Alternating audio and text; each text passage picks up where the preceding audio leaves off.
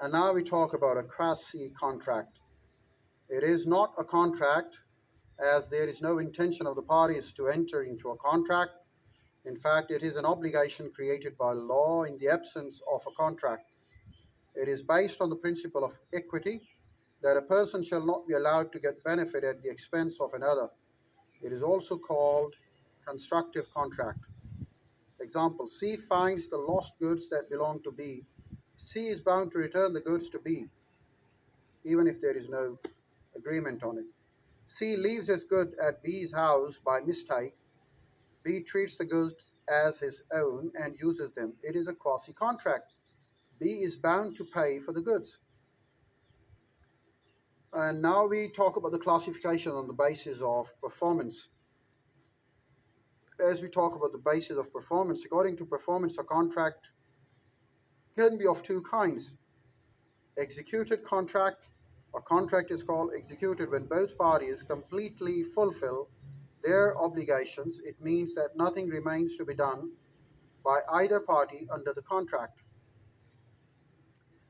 Example: B buys a book from A delivers the book, B pays the price. It is an executed contract. Another example: A agrees to paint the picture for B for rupees 2000. When A paints the picture and B pays the price, the contract is said to be executed.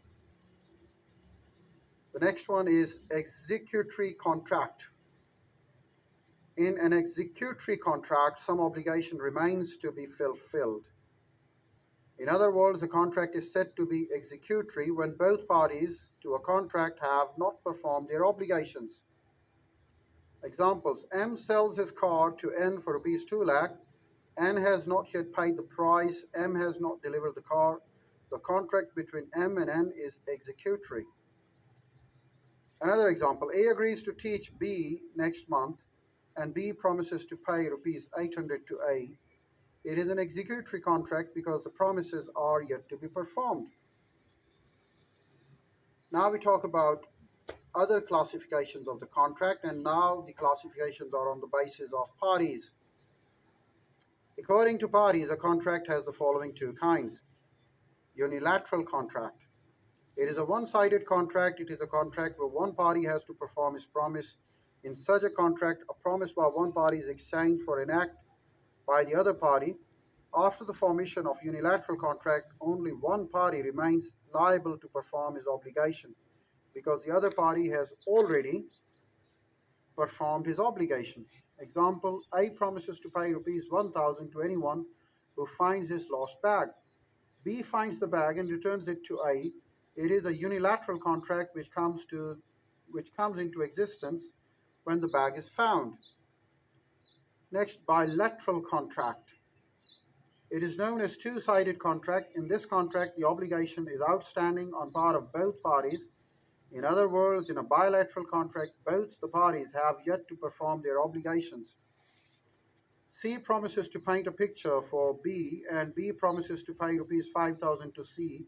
It is a bilateral contract. So there are unilateral contract and bilateral contract.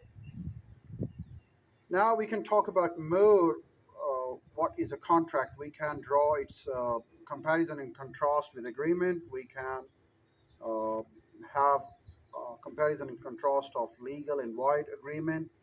Then we can have a comparison and contrast of a void agreement and voidable agreement. We can also talk about void contract and void agreement.